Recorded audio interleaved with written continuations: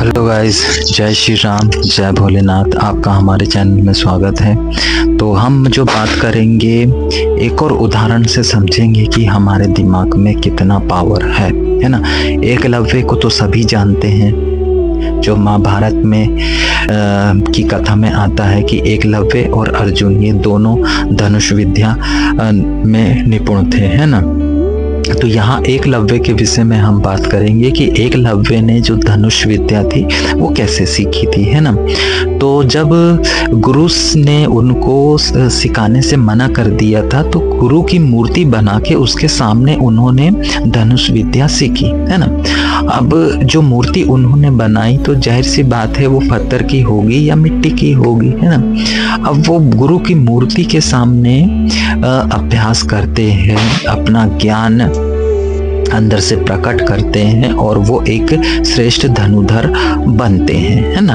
और फिर जब क्या बोलते उनके द्रोणाचार्य गुरु जी को पता लगता है ना, कि भैया ये धनुधर कौन है, तो उनको पता लगता है कि इन्होंने मेरी ही मूर्ति बनाकर शिक्षा ग्रहण कर ली, है ना। अब शिक्षा ग्रहण कर ली तो वो जब उनकी योग्यता देखते हैं एकलव्य की, तो वो जो उनके जो गुरु रहते हैं जीवित अवस्था वाले, तो वो उनसे एकलव्य का अंगूठा मांग लेते हैं। क्यों मांग लेते हैं? क्योंकि उनको अर्जुन को विश्व का श्रेष्ठ धनुधर बनाना है, एकलव्य को नहीं। अब एकलव्य ने तो मूर्ति से ज्ञान ले लिया, अब गुरु को तो पता ही नहीं है कि भैया कि उनने मूर्ति बना के ज्ञान ले लिया है, या उसके बारे में तो कुछ पता ही नहीं है। तो यहाँ पर हम समझने का प्रयास कर रहे हैं कि एकलव्य में के दिमाग में ऐसा क्या चेंजेस आया जो अर्जुन से श्रेष्ठ वो धनुधर बन गया। अब मूर्ति तो कुछ बोलती नहीं थी, क्या मूर्ति तो कुछ बोलती नहीं थी, तो फिर उसके दिमाग में वो ज्ञान कैसे प्रकट हो गया? यहाँ पर ये जानने वाली बात है। अगर वो श्रेष्ठ नहीं होते, क्या एकलव्य अगर श्रेष्ठ नहीं होता अर्जुन से, तो उनसे अंगूठा गुरु दक्षिणा में मांगा ही नहीं जाता, क्योंकि पहले उनकी योग्यता परखी गई होगी कि कौन है भैया श्रेष्ठ। अब जब कौन है श्रेष्ठ तो उससे ही बलिदान मांग लिया गया कि भैया इससे अगर ये मांग लिया जाता है तो ये काबिलियत इसकी चली जाएगी, है ना। अब अंगूठा ही मांग लिया गया जिससे वो तीर चला ही रहे हैं, अब वो ही नहीं रहेगा तो फिर कैसे चलेगा। तो थोड़ी सी योग्यता तो कम हो ही गई, है ना। तो हम सवाल केवल यहीं पर ये कर रहे हैं कि मूर्ति भर के सामने उन्होंने एकलव्य ने ज्ञान हासिल कर लिया, जबकि मूर्ति कुछ नहीं बोली होगी, पत्थर की होगी या मिट्टी की होगी। तो उसके दिमाग में क्या ऐसा चेंजेस आया होगा, आप खुद सोचो, है ना।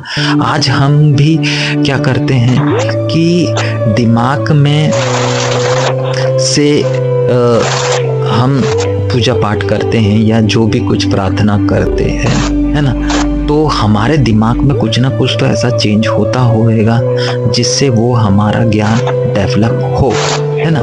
तो मेन क्या है हमारे दिमाग में है कि हमारा दिमाग में वो क्षमता है कि जिससे हमको वो अंदर की जो चीज है, योग्यता है, वो निकालते आना चाहिए, है ना। तो वो कैसे निकली, कैसे इतनी योग्यता हासिल हो गई एकलव्य को, हम अपने कोर्स में समझने का प्रयास करेंगे, है ना। तो हम बताएंगे कि दिमाग में से वो सब योग्यता क्षमता कैसे निकाली जाती है ना। तब तक के आप खुद ही कैलकुलेशन करिए, लोगों से पूछिए कि एकलव्य ने जो विद्या धनुष चलाने की सीखी थी, एक मूर्ति के सामने सीखी थी, जबकि उसको कोई सिखाने वाला भी नहीं था, बताने वाला भी नहीं था, फिर भी वो अर्जुन से कैसे श्रेष्ठ हो गया। तो आप इसका जवाब लोगों से पूछिए या दिमाग लगाइए।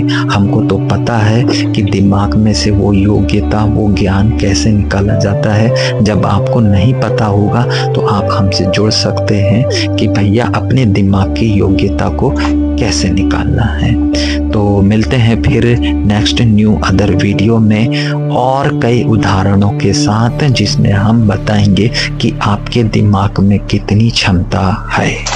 तो आपको अपने दिमाग की क्षमता को समय पर डेवलप कर लेना चाहिए। तो मिलते हैं फिर नेक्स्ट न्यू अदर वीडियो में।